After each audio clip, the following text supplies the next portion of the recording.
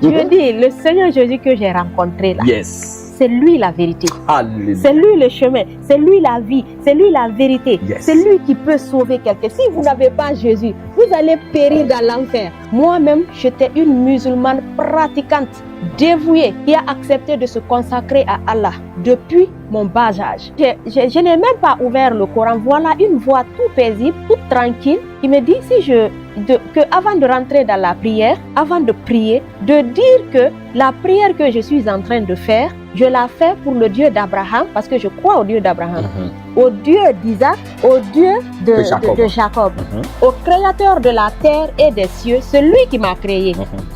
C'était la prière de 16 heures. Je fais mes ablutions, j'étale tranquillement mon tapis, je tourne vers la Qibla, je dis la prière que je suis en train de faire là, je la fais pour le Dieu d'Abraham, pour le Dieu d'Isaac, pour le Dieu de Jacob, pour le créateur de la terre et des cieux, celui qui m'a créé. Je dis Allah Akbar, je rentre dans la prière. Dieu, j'ai créé un problème, je ne sais pas. Dieu, j'ai créé un dégât, moi, je ne sais pas. Je rentre dans la prière, je commence. Première rakat, ça passe. Deuxième rakat, je sens l'atmosphère de la pièce changer. Tout est devenu flou. Ma tête tournait, je ne comprenais absolument rien. Et j'ai continué, j'ai forcé la situation. Deuxième rakat, la taïa, c'est là maintenant je sens la pièce est devenue. Je sens dans mon esprit un serpent noir. Un serpent noir qui me dit que non, c'est pour lui je dois prier. Il dit que non, c'est pour lui je vais prier. Donc j'étais là, je luttais avec le serpent. J'ai lutté. Mais le bureau, le plus souvent, quand je rentre, je m'enferme dans mon bureau. Je n'ouvre pas la porte. C'est quand on frappe, maintenant j'ouvre. J'étais enfermée dedans. J'étais paralysée, maintenant j'étais tombée.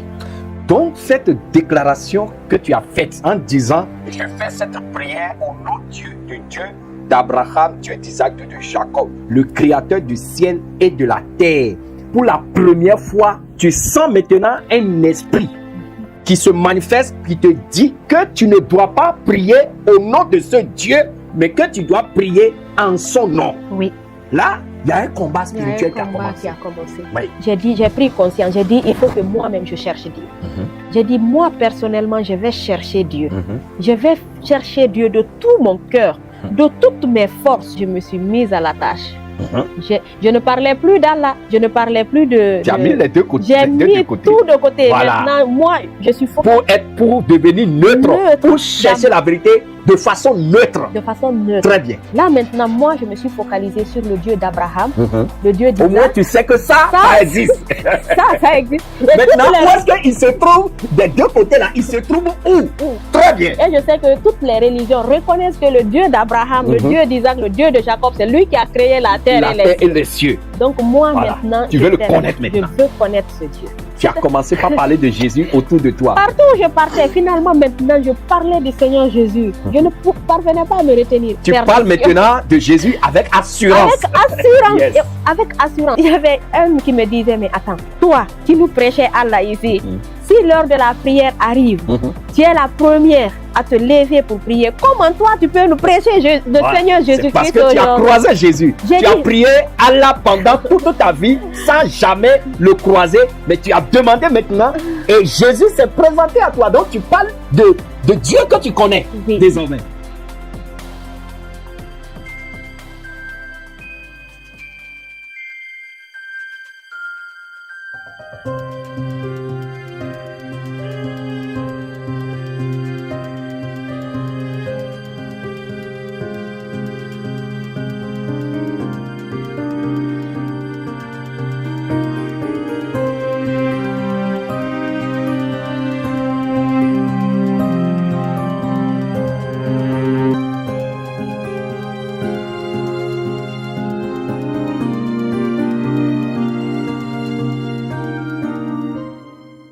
Alléluia, alléluia. Shalom, shalom, peuple de Dieu, je vous salue. Je vous salue dans le beau et précieux nom de notre Seigneur Jésus-Christ de Nazareth, le Dieu de toute chair, le Dieu de toute âme, le Dieu de tout esprit, celui qui règne d'éternité en éternité. Je suis votre bien-aimé, l'évangéliste Jean Gratien, responsable de la mission internationale d'évangélisation Jésus revient. et vous êtes sur le plateau de Jésus revient TV, la chaîne qui sonne la trompette de repentance au monde entier. Nous sommes sur l'émission du passé au présent qui reçoit de temps en temps pour vous une âme sauvée par le Seigneur, une âme impactée par le Seigneur Jésus-Christ qui vient témoigner de ce que Jésus-Christ a accompli dans sa vie. Alléluia. Aujourd'hui, nous recevons pour vous un nouveau témoin de la puissance de Jésus-Christ, une nouvelle âme qui veut témoigner de la grandeur de Jésus-Christ. Il veut témoigner de ce que Jésus-Christ est capable de faire dans la vie de quelqu'un qu'il a croisé. Alléluia. Mais avant de commencer, nous allons prier pour confier ce programme entre les mains de notre Seigneur Jésus-Christ. Prions. Seigneur Jésus, grand Dieu, grand roi, Dieu très très saint, nous voulons te dire merci. Papa, pour la grâce que tu nous as permis encore en ce moment de partager avec ton peuple ce nouveau témoignage de la vie de ta fille Dorcas que tu as impacté. Seigneur Jésus, ta parole nous déclare dans le livre de Apocalypse 12, verset 11, ils l'ont vaincu à cause du sang de l'agneau et de la parole de leur témoignage. Seigneur Jésus, elle est venue pour témoigner de tout ce que tu as accompli dans sa vie. Elle est venue témoigner de sa vie passée jusqu'à présent. Seigneur Jésus, sans toi, certainement qu'elle ne serait pas encore vivante. Mais grâce à toi, elle est encore vivante. Et elle est venue témoigner de tes merveilles dans sa vie. Ce témoignage. Et nous prions que ton Esprit Saint nous accompagne dans ce témoignage. Seigneur, réveille sa mémoire pour que Seigneur elle puisse partager avec ton peuple tout ce que tu as eu à faire dans sa vie. Seigneur Jésus, nous prions, Papa, que ton Esprit Saint la soutienne, que ton Esprit Saint, Seigneur, la remplit de force et de puissance. Toute parole qui sortira de sa bouche, Seigneur, sort avec force pour édifier ton peuple, pour toucher encore quelqu'un, pour amener quelqu'un à la repentance. Seigneur Jésus, tu la protèges contre toute représailles de l'ennemi. Seigneur, toute personne qui va allumer ce témoignage, pour suivre ce témoignage, que ton Esprit Saint la visite, que ton Esprit Saint la touche, et que l'esprit de repentance, Seigneur Jésus, l'amène à la repentance, à renoncer à la vie de péché. Grand Dieu, grand roi, Seigneur, sois avec nous. Au nom de Jésus-Christ de Nazareth, nous avons prié. Amen. Amen. Si tu es vivant, il faut accepter Jésus-Christ. Après la mort, ce sera trop tard. Si tu es vivant, il faut accepter le Seigneur. Après la mort, ce sera trop tard. Si tu es chrétien, il faut marcher dans la sainteté. Après la mort, ce sera trop tard. Si tu es catholique, il faut accepter Jésus-Christ. Après la mort, ce sera trop tard. Si tu es musulman, il faut accepter Jésus-Christ. Si tu es bouddhiste, il faut accepter le Seigneur. Si tu es féticheur, il faut accepter Jésus-Christ. Si tu es témoin de Jéhovah, il faut accepter Jésus-Christ. Si tu es protestant, il faut accepter le Seigneur. Après la mort, ce sera trop tard. Si tu es imam, il faut accepter Jésus-Christ.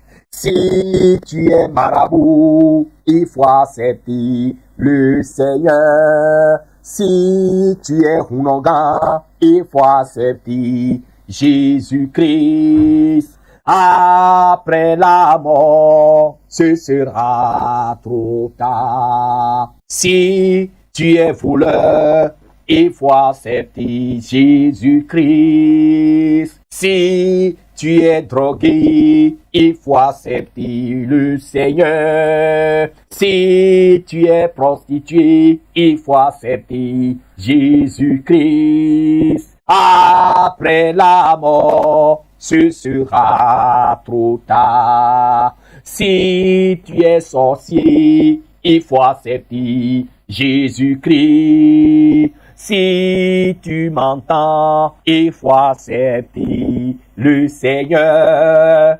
Après la mort, ce sera trop tard. Ce monde va passer. Ce monde va passer. Ce monde va passer où seul Jésus ne passe pas. Ce monde va passer. Ce monde va passer. Ce monde va passer. Ce monde va passer où seul Jésus ne passe pas. Alléluia. Ma sœur, que le Seigneur Jésus-Christ te bénisse. Je te souhaite la bienvenue sur le plateau de la chaîne Jésus revient TV, la chaîne qui sonne la trompette de repentance au monde entier pour préparer les saints, pour accueillir le roi des rois, pour l'enlèvement. Je te souhaite la bienvenue. Merci, papa. Alléluia. Amen. Voilà, et tu vas te présenter au peuple de Dieu qui te suivent et ce que Jésus-Christ a fait dans ta vie. Tu es venu partager avec nous. Tu as quitté la Guinée-Conakry pour venir partager avec le peuple de Dieu ce que Jésus-Christ a fait, comment Jésus-Christ a croisé. Alléluia. Amen. Donc, tu vas te présenter ton origine, ton ancien nom avant de connaître Jésus et comment Jésus-Christ, tout ce que Jésus-Christ a fait dans ta vie. Alléluia. Amen. Je te laisse le micro. Shalom, papa. Shalom.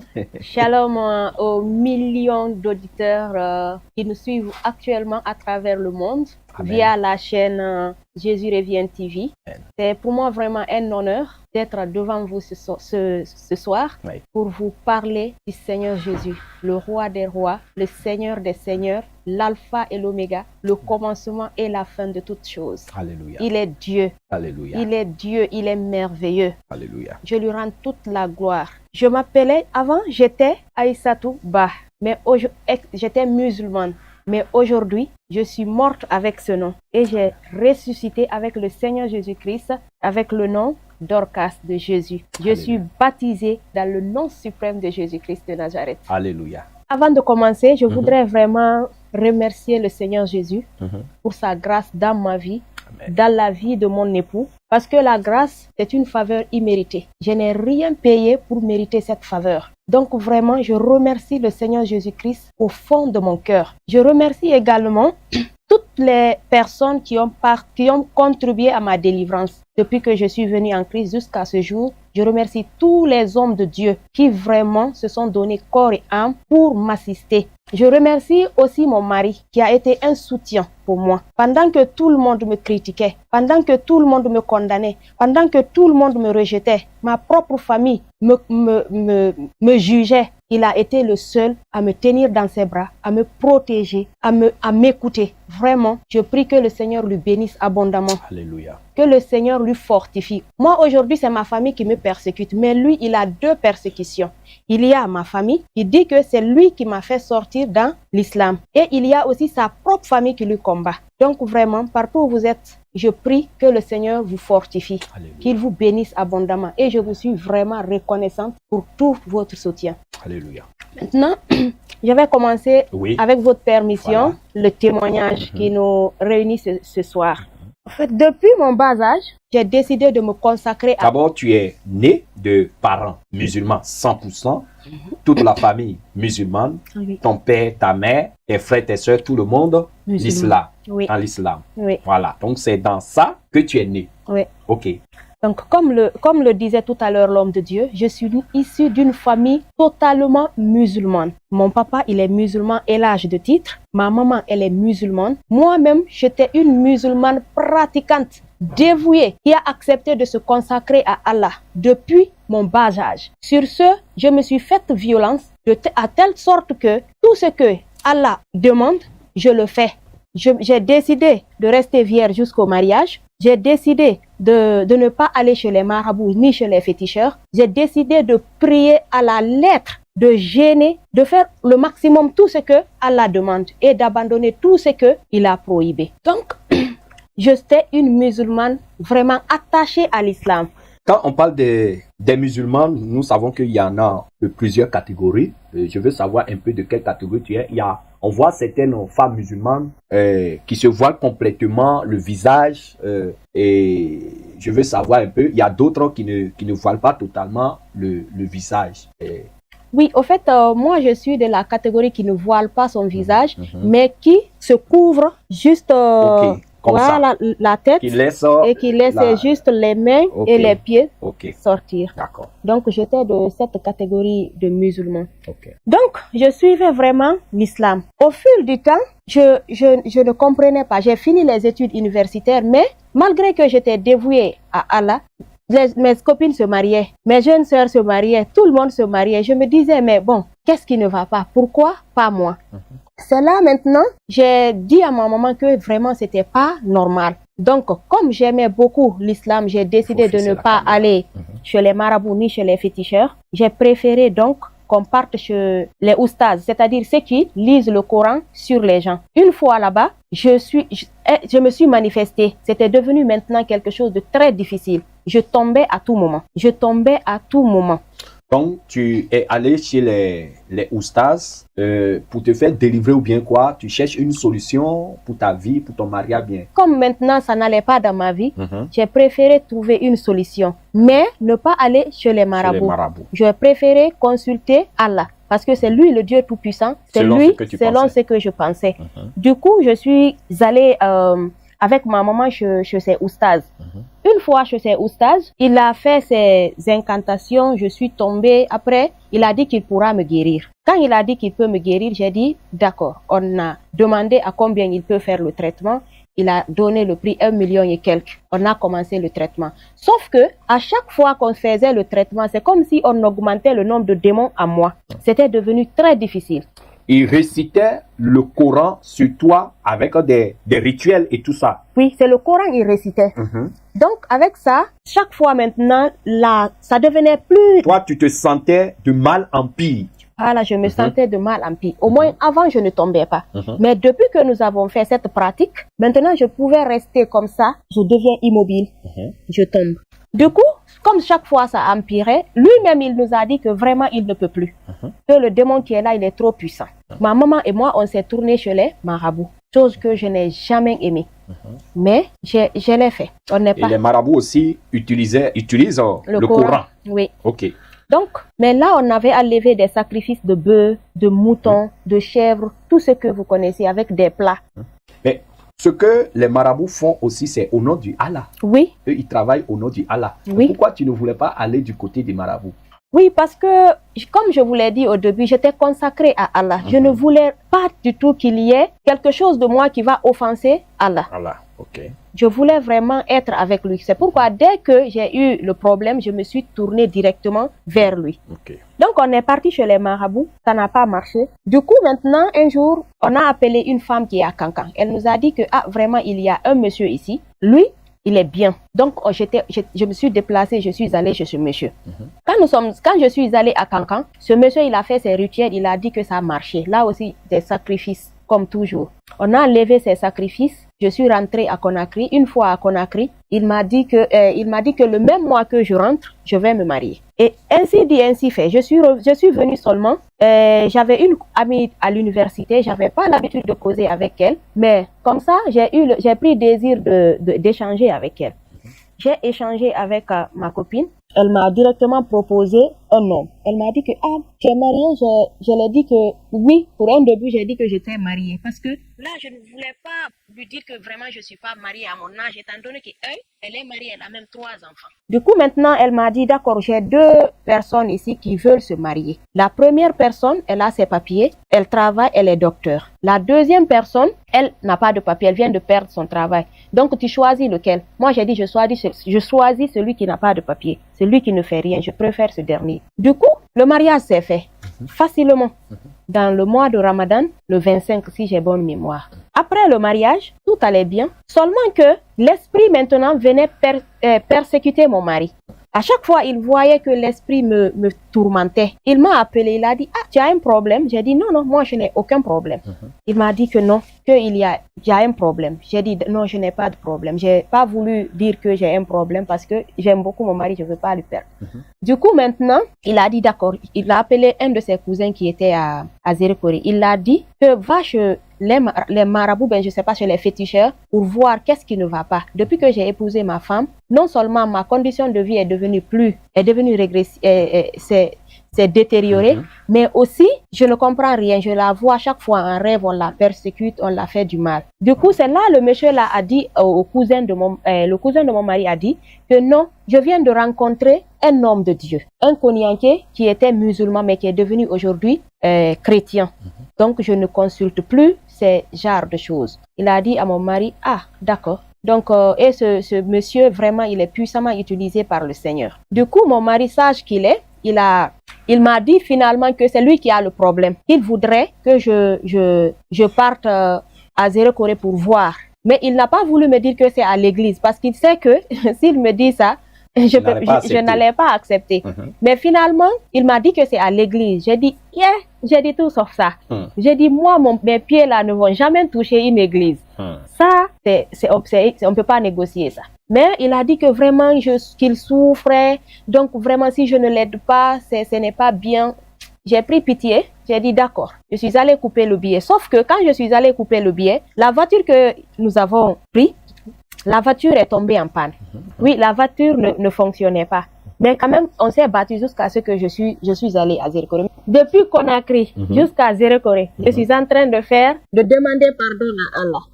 Je disais Subhanallah, Alhamdulillah. Est-ce que tu es sacrilège sur le fait de diriger vers une église? C'est un grave péché. C'est un péché, c'est une abomination. Voilà. S'il faut. Donc, j'ai dit que je vais demander pardon à Allah de Conakry jusqu'à Zérekore, sans me taire. Je disais, je récitais maintenant les versets coraniques. Je ne parlais avec personne dans la voiture. Je récitais seulement. Avec ton tesbir là. Oui, avec mon tesbir. Je récitais seulement, je faisais des incantations. Parce qu'on nous a dit en islam, quand tu dis astaghfirullah une fois, tes péchés te sont pardonnés. Même 10 de tes péchés sont partis. Donc, je disais astaghfirullah. Je disais... Allahumma salli ala sayyidina Muhammad. Quand tu salues sur Allah et sur son messager Muhammad, c'est comme si, quand tu salues sur lui une fois, Allah salue sur toi 10 fois. Quand tu salues sur lui 10 fois, Allah salue sur toi 5 fois. Ainsi de suite. Donc, imaginez le trajet de Conakry jusqu'à Zérekore. Moi, je suis dans ça. Donc, ça veut dire que vraiment mes péchés du jour-là... C'est que tu as pris une bonne dose de pardon de Allah avant d'aller commettre le péché. Avant d'aller commettre le péché. Du coup, maintenant, je suis arrivée. L'homme de Dieu a dit, on a commencé la prière. Mais vraiment, je ne voulais pas. J'étais là, perdue, dépaysée. Je ne comprenais rien. Je ne voulais même pas le faire. L'homme de Dieu a dit, on va prier. Ils ont prié sur moi. L'Esprit s'est manifesté. Mais il a vu à moi que vraiment, je n'avais pas le goût. Je n'avais pas le désir. Tu n'es pas disposé. Je ne suis pas disposée. Il a informé au cousin de mon mari, il faut qu'elle soit disposée. Le Seigneur veut la délivrer, mais il faut qu'elle soit disposée. Le lendemain, nous sommes revenus, parce que ce jour-là, ça n'a pas marché. Quand nous sommes revenus le lendemain, tout le monde prie dans l'église. Moi, je prends ton tesbih et je fais ablution, je prie tranquillement à la terrasse. Je viens, je m'assois pendant que tout le monde chante, danse, je les regarde. Après, il dit, viens, tu vas confesser le Seigneur. C'est comme s'il a mis le feu dans mon cœur. Il a commencé, quand lui, il disait, Seigneur Jésus, il me faisait confesser le Seigneur. Dans mon cœur, je disais, Allah, je te prie, pardonne-moi. C'est que ces gens-là sont en train de faire. Ils ne savent pas le danger. Et moi, on m'a forcé, sinon je ne veux pas. Je ne veux pas. C'est devenu un combat à l'intérieur de toi. À l'intérieur de moi, parce que je ne voulais pas. Je disais maintenant, Allah, je te prie, pardonne-moi. Les gens là, c'est des égarés. Ils ne savent pas ce qu'ils font, là où ils sont comme ça. Donc moi aussi, on m'a forcé. C'est pas parce que je voulais. Et je disais, je répétais encore ce que lui, il me disait. Donc je répète ce qu'il me dit. Dans mon âme aussi, dans mon cœur, je confesse Allah, je demande pardon. C'est comme ça que nous avons fait jusqu'à ce qu'il a terminé. Quand il a fini, il a prié. Après, il a dit, tu es libre. J'ai ri. Quand il m'a dit, après il m'a dit un verset là, il a dit, quand le Fils de l'homme délivre, quand le Fils de Dieu délivre un homme, elle est réellement affranchie. Si le Fils vous affranchit, vous serez réellement libre. Voilà, vous serez réellement libre. Quand il a dit ça, j'ai ri au fond de moi. J'ai dit, ce que Allah n'a pas pu, ce que Mohammed n'a pas pu, ce que les féticheurs n'ont pas pu, ce que les marabouts, les sacrifices, tout ce que j'ai fait, ça n'a pas marché. En quelques secondes, en quelques minutes, c'est vous qui allez me dire que ça c'est fait. C'est fini. J'ai dit non, je peux voir ça. Je ne crois pas à ça. Du coup, maintenant, c'était terminé. Je devais rentrer à Conakry. Je suis venue à Conakry. Donc, c'est reconnu aussi. Jusqu'à Conakry, je me repentais. Je demandais pardon à Allah. Parce que vraiment, j'ai commis une abomination. Quand je suis arrivée à Conakry, entre-temps, ma maman aussi était à Dalaba. Elle était au village.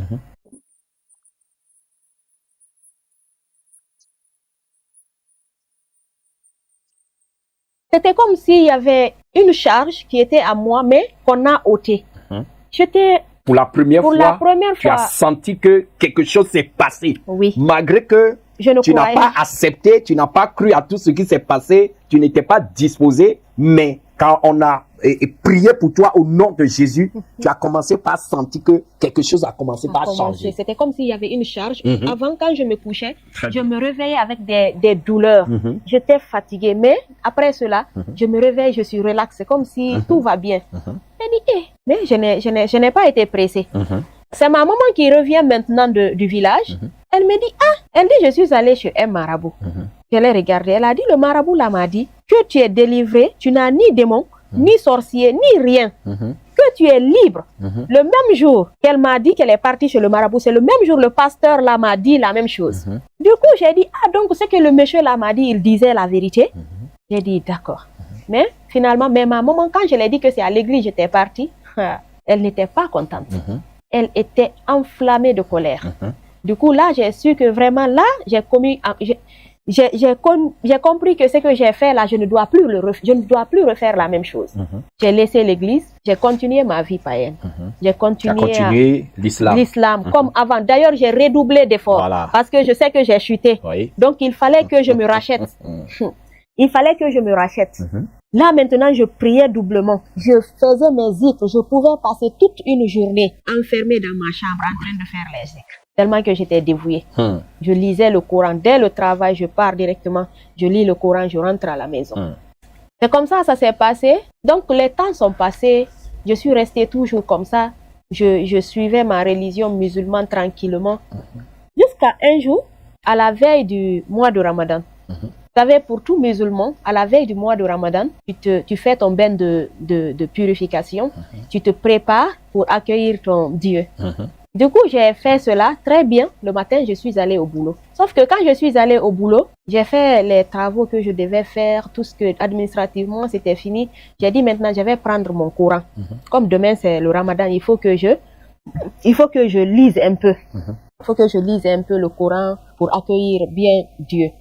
Quand je n'ai même pas ouvert le Coran, voilà une voix toute paisible, toute tranquille, qui me dit que avant de rentrer dans la prière, avant de prier, de dire que la prière que je suis en train de faire, je la fais pour le Dieu d'Abraham, parce que je crois au Dieu d'Abraham, au Dieu d'Isaac, au Dieu de Jacob, au créateur de la terre et des cieux, celui qui m'a créé. D'accord. J'ai réfléchi sur vous savez, en islam, avant, il y a les actes surrogatoires, il y a aussi les actes obligatoires. Les actes surrogatoires, ce sont des actes que Mohammed, le messager de Allah, recommande. Donc ça, tu peux les oublier, tu peux ne pas les faire, mais ta prière et ton ablution, c'est agréé. Mais les actes obligatoires, c'est-à-dire ce que Allah a demandé, ça, tu ne dois pas les laisser. Quand tu les laisses, tu dois reprendre ta prière, elle est gâtée. Même si tu as fini de prier, tu as oublié l'acte obligatoire à l'ablution, tu dois reprendre tout à zéro. La vie religieuse, oui, c'est tout un fardeau. Oui. Du coup, maintenant, je me suis dit, j'ai dit d'accord, faire appel à la prière, c'est un acte surrogatoire. Mais dire Allahu Akbar pour la première fois, ça c'est obligatoire, ça il faut que je le dise. Du coup, c'est tombé juste à la prière, c'était la prière de Asr, c'est-à-dire 16 heures, parce qu'il y a 5 prières par jour. C'était la prière de 16 heures. Je fais mes ablutions, j'étale tranquillement mon tapis, Je dis, je tourne vers la Qibla. Je dis la prière que je suis en train de faire là. Je la fais pour le Dieu d'Abraham, pour le Dieu d'Isaac, pour le Dieu de Jacob, pour le Créateur de la terre et des cieux, celui qui m'a créé. Je dis Allah Akbar, je rentre dans la prière. Déjà, j'ai créé un problème, je ne sais pas. Déjà, j'ai créé un dégât, moi, je ne sais pas. Je rentre dans la prière, je commence. Première rakat, ça passe. Deuxième rakat, je sens l'atmosphère de la pièce changer. Tout est devenu flou. Ma tête tournait, je ne comprenais absolument rien. Et j'ai continué, j'ai forcé la situation. Deuxième rakat, la taïa, c'est là maintenant je sens, la pièce est devenue toute noire. Je sens dans mon esprit un serpent noir. Un serpent noir qui me dit que non, c'est pour lui, je dois prier. Il dit que non, c'est pour lui, je vais prier. Donc j'étais là, je luttais avec le serpent. J'ai lutté. Mais le bureau, le plus souvent, quand je rentre, je m'enferme dans mon bureau. Je n'ouvre pas la porte. C'est quand on frappe, maintenant j'ouvre. J'étais enfermée dedans. J'étais paralysée, maintenant j'étais tombée. Donc cette déclaration que tu as faite en disant « Je fais cette prière au nom du Dieu d'Abraham, Dieu d'Isaac, Dieu de Jacob, le créateur du ciel et de la terre. » Pour la première fois, tu sens maintenant un esprit qui se manifeste, qui te dit que tu ne dois pas prier au nom de ce Dieu, mais que tu dois prier en son nom. Oui. Là, il y a un combat spirituel qui a commencé. Oui. Donc, je me suis retrouvée par terre, étouffée. Étouffée parce que... Oh, avant, quand toi tu priais, tu croyais, tu pensais, tu te disais que tu pries le Dieu créateur du ciel et de la terre. Et on vous dit que c'est ce Dieu qui a créé Abraham, Isaac et Jacob, tout cela, Ismaël, tout ça. On vous dit que c'est ce Dieu qui les a créés. Donc, vous adorez le Dieu d'Abraham. Mais quand tu as fait cette proclamation, l'esprit là te dit que non, tu ne dois pas prier ce Dieu, mais que tu dois prier lui. Oui. Donc, je suis tombée. Il m'a pris juste au niveau de la gorge. Il est très fâché. Il m'a étouffée. Je vous dis, j'étais étouffée. C'est quand je me suis réveillée, parce que ça a pris du temps. Quand je me suis réveillée, ma respiration, je parvenais même pas à respirer. J'étais étouffée. Je respirais très difficilement. C'est comme si quand tu étrangles une personne, tu la lâches. Je respirais de toutes mes forces. Et là où j'étais couchée, même moi, j'étais dépassée. J'étais étonnée. C'était la première fois que ce genre de choses m'arrivent. Donc, je suis restée, je ne suis pas affolée, jusqu'à ce que je me suis calmée totalement. Je suis rentrée à la maison. Une fois à la maison, ça n'a pas duré, c'était encore la prière de Maghreb, c'est-à-dire la prière de 19h. Ça aussi, c'était arrivé. La voix me dit toujours fait. La voix te dit encore de prier le Dieu d'Abraham, d'Isaac et de Jacob. Oui. J'ai obéi, moi aussi, je l'ai fait. La situation que j'ai rencontrée là-bas était de... Les mêmes tourments que tu avais subis. Mais seulement que le tourment était pire maintenant. Oui. Le tourment était pire. Là, c'est quand je suis tombée, c'est les enfants qui ont couru pour aller avertir. Hey, ma tante est tombée, ma tante est tombée. Tout le monde est venu. Tout le monde est venu. Il y a quoi, on mettait maintenant du talisman, on mettait du n'importe quoi sur moi pour que je puisse me réveiller. Mais je disais, non, tu n'es pas mon Dieu, je ne vais pas t'adorer, tu n'es pas mon Dieu. Le même serpent, il est venu, il m'a pris à la gorge. À la gorge, oui. Toujours le même tourment. Je disais, non, je refuse, tu n'es pas mon Dieu. Je me suis débattue là-bas aussi. Est-ce que tu étais consciente de ce qui s'est passé? Oui, j'entendais ce que les gens disaient. J'entendais aussi. Je comprenais. Tu entends ce que les gens disaient aux alentours et tu entends aussi ce qui se passe dans le spirituel. Je comprenais toutes les deux choses qui se passaient. Du coup, lui aussi, il me disait que non, je dois l'adorer lui. Je vous dis, il me tient là, avec la force de me prosterner. Et on s'est débattu jusqu'à ce que j'entendais les gens disaient, mais il y a quoi ici? Il y a quelle chaîne? Même les gens ont compris que je m'efforce pour ne pas me prosterner. Mais il y a quelque chose qui m'obligeait à le faire. Tout le monde disait, mais il y a quoi? Il y a quoi? On a fait des trucs, des talismans, n'importe comment. Après encore, je me suis réveillée. Voilà maintenant la prière de 20h encore qui arrive. Dans la prière de 20h, c'était le ramadan, les gens devaient aller à la mosquée pour faire le nafila. Quand la prière de 20h encore arrive, mais maman, elle est restée. Sauf que j'ai attendu un peu avant de commencer la prière de 20h. Je rentre dans la prière, voilà encore le même serpent qui vient. Il commence à me tourmenter plus qu'avant. L'atmosphère devient noire. Là, tous les voisins étaient là maintenant. Tout le monde était là. Je combattais, je luttais. Après, mon grand frère dit à l'esprit, il dit, qui est là? Laisse ma soeur. Il dit, tu me connais? Le serpent dit ça à mon frère. Si tu me vois, tu vas courir jusqu'à ce que tu vas mourir. L'esprit a commencé par parler, pas ta bouche même. Oui, il a dit, c'est un gros serpent noir. Il dit ça à mon frère, si tu me vois, tu vas courir jusqu'à ce que tu vas mourir. Je suis un gros serpent noir. Wow. Après, j'entends la femme de mon frère dire, c'est comme si quelqu'un l'a dit, la force de se prosterner, et elle refuse. Maintenant, là, moi, je luttais. Il me tenait là. Je disais, non, tu n'es pas mon Dieu. Je ne vais pas t'adorer. Tu n'es pas mon Dieu. Moi, c'est tout ce que je disais. Tu n'es pas mon Dieu. Je ne vais pas t'adorer. Tu es un serpent. Je ne vais pas t'adorer. On est resté dans ce tiraillement encore, jusqu'à ce que ça s'est calmé. L'aube arrive. Quand l'aube arrive, ça aussi, ça coïncide au mois de Ramadan. Là, c'est tout le monde, c'est ma famille, toute famille maintenant qui me dit.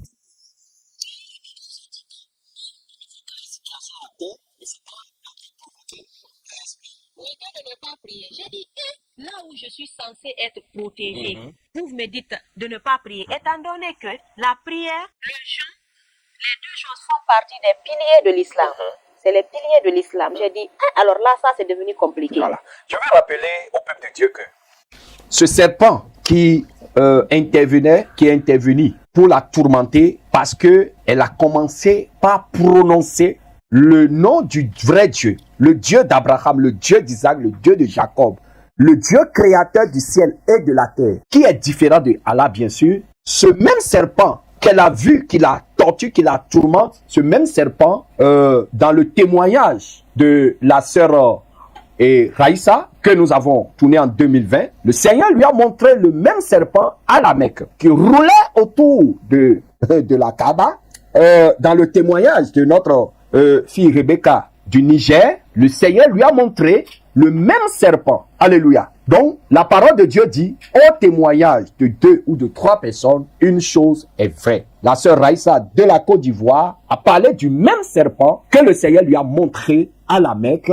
Rebecca du Niger a vu le même serpent et aujourd'hui, la sœur Dorcas de la Guinée-Conakry, le Seigneur lui a permis de voir le même serpent qui est très en colère et qui la forçait à l'adorer. Lui, le serpent, au lieu d'adorer le Dieu d'Abraham, le Dieu d'Isaac, le Dieu de Jacob.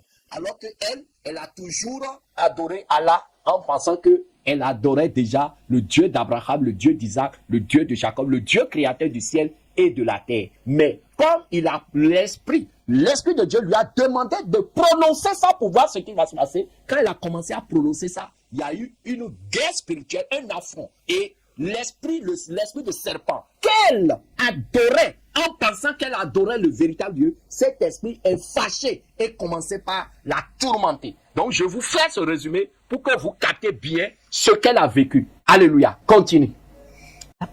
Donc maintenant, c'est toute ma famille qui s'est réunie pour le Ramadan. Pour me dire de ne pas prier. Voilà, lors du Ramadan. Oui, le jour même du Ramadan. Le premier jour même du Ramadan. On me dit de ne pas prier, de ne pas gêner.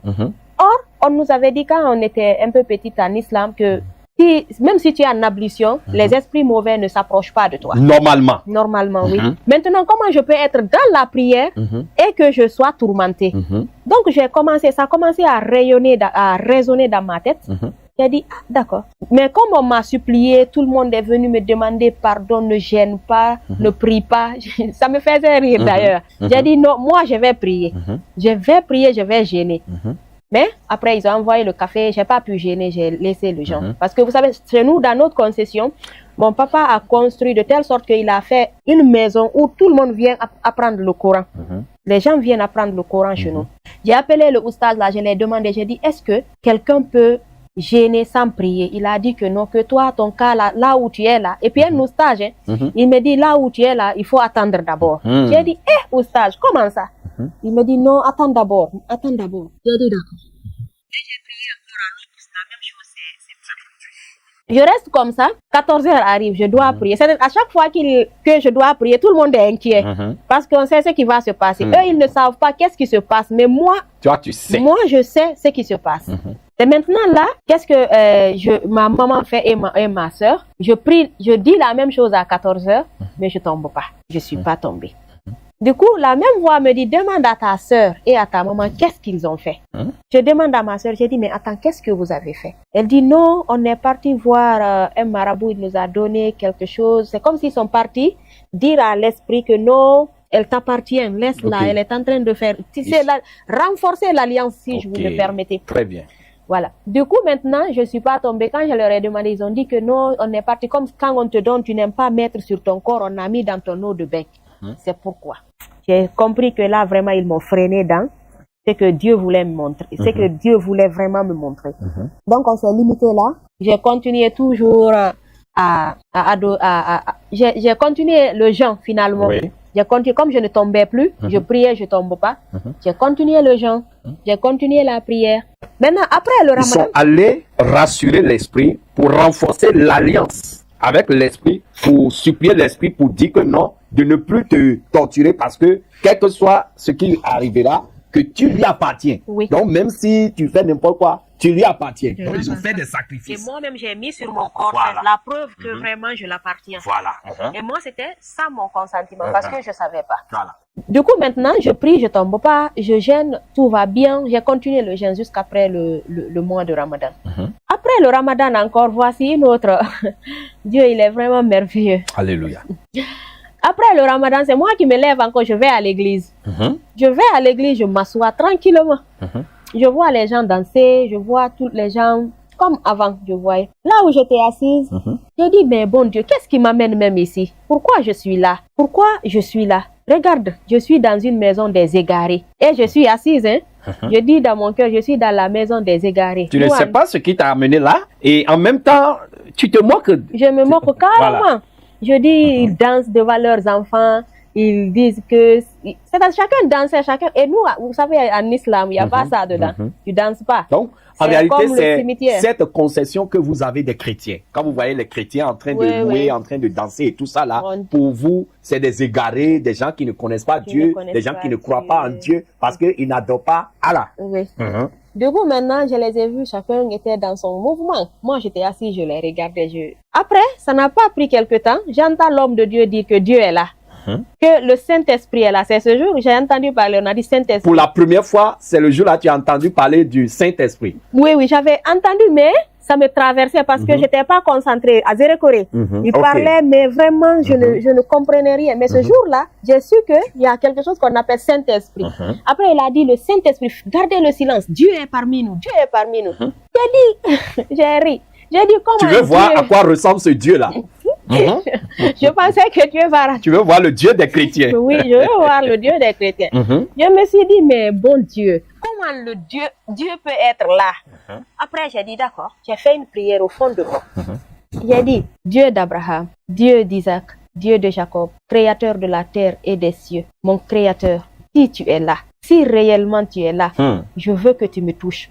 Tu demandes maintenant si le vrai Dieu, créateur qui a créé le ciel et la terre, si il est réellement dans cette église, s'il est présent là, toi tu veux le sentir. Il n'a qu'à venir te toucher pour que tu aies la certitude, la confirmation que Dieu se trouve chez les chrétiens. Dis Dieu, si réellement tu es là, touche-moi. Quand j'ai terminé cette phrase, parce que je ne savais même pas que c'était une prière, je vous dis, là où j'étais assise, je suis devenue glacée. Mes yeux étaient figés. Mes larmes coulaient. Je ne comprenais plus rien. Il y avait la chaleur dans l'église, mais j'ai eu des frissons, des chairs de poule. C'était devenu comme si quelqu'un m'avait enveloppé. C'est-à-dire là maintenant, je comprenais rien. J'entendais, j'étais consciente, mais moi-même, je ne me sentais pas. Je sentais pas mon esprit. Je ne sentais rien. Seulement que je sais, mes larmes coulaient et mon regard n'était plus comme avant. J'ai dit non, Dieu, si réellement tu es là, je veux que tu me touches encore plus. Je suis tombée. Je me suis tombée directement. J'ai vu seulement les gens me transporter après. Il priait, je disais non, c'est pas un démon qui est dans mon corps aujourd'hui. Je disais que non, ça, vraiment, quand j'ai reçu ça, mais vous savez, quand on est musulman, c'est pas facile d'accepter. Oui, parce que le cœur est blindé, le cœur est verrouillé avec toutes sortes de systèmes, manipulation, tout ça là, pour que la personne ne croie jamais au vrai Dieu. Au fait, j'ai toujours... Malgré toutes ces choses qui se Malgré passent, tout ce que j'ai reçu, j'ai refusé encore. J'ai dit non, moi je ne peux pas être chrétienne. Ça, c'est une ligne rouge. C'est impossible. c'est impossible. J'étais sur mes gardes maintenant. J'étais là, j'étais sur mes gardes. Je disais non, ça, tout ce que j'ai vu là, peut-être... En tout cas, je cherchais des arguments pour m'en sortir, pour ne pas que je devienne chrétienne. Mais dans ma tête, ça disait et pourtant.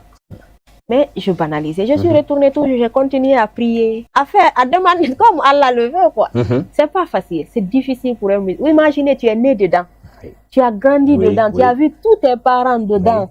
Comme pour sortir là, ce n'est pas du tout facile. Ce n'est pas facile. Et imagine, depuis qu'on était enfant, l'image, l'impression qu'on nous donnait des chrétiens, il y a tout ça ici aussi qui travaille dans l'esprit. Du coup, je suis rentrée, mais mon cœur battait la chamade, mon esprit, c'est-à-dire, c'est comme si on m'a réveillé d'un sommeil profond que je dormais. Après, maintenant, j'ai pris conscience, j'ai dit, il faut que moi-même je cherche Dieu. J'ai dit, moi, personnellement, je vais chercher Dieu. Je vais chercher Dieu de tout mon cœur, de toutes mes forces. C'est vrai, il y a plus de 10 000 religions sur la terre. Il y a le catholicisme, il y a le christianisme, il y a le judaïsme, il y a le bouddhisme, il y a toutes ces religions. Et toutes ces religions se disent que... Ils parlent de Dieu, Dieu. Pourquoi? Il y a combien de dieux alors? Il y a combien de dieux? Il y a combien de dieux? Dieu peut-il se contredire? Mais on nous a dit en islam que les musulmans et les chrétiens, ils adorent le même Dieu. C'est seulement les prophètes qui diffèrent. Le prophète en islam, c'est Mohammed. Par contre, le prophète que les chrétiens ont pris, c'est Isa ibn Maryam. C'est comme ça on l'appelle. Encore que notre Jésus-Christ ne s'appelle pas Isa. Son vrai nom là, c'est Jésus-Christ de Nazareth. Alléluia. Yahushua HaMashiach en hébreu. Alléluia. Le véritable Dieu. Alléluia. Oui. Là, on m'a dit que ça, je savais, on me disait ça. Mais je vous jure, je préférais aller chez le marabout que d'aller à l'église. Bien que je savais qu'on a le même Dieu, mais aller à l'église, c'était vraiment pas du tout quelque chose d'acceptable chez nous, les musulmans. Donc, nous sommes restés dans ça. Je suis restée dans ça. J'ai décidé vraiment de chercher Dieu de tout mon cœur. Je partais parfois à l'église. Donc, ce qui veut dire qu'à un moment, tu as commencé par douter de Allah. J'ai commencé à douter. Parce mais que je là, ne croyais pas. Si tu te mets à chercher le vrai Dieu, ça veut dire que tu as commencé par sentir que vraiment, est-ce que le vrai Dieu est dans l'islam? J'ai commencé à douter là-bas, mais je ne croyais pas aussi. Tu ne croyais plus non plus au Dieu des chrétiens. Non, là-bas aussi, je ne voulais pas aller. Là, tu es dans la confusion. Là, j'étais dans la confusion.